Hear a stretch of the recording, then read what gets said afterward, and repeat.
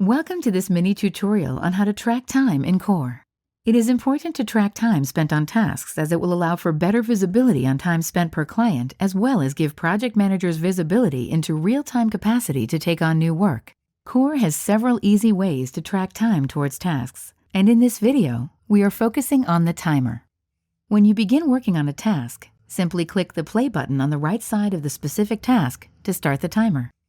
By activating the timer, the task status will automatically be moved to In Progress.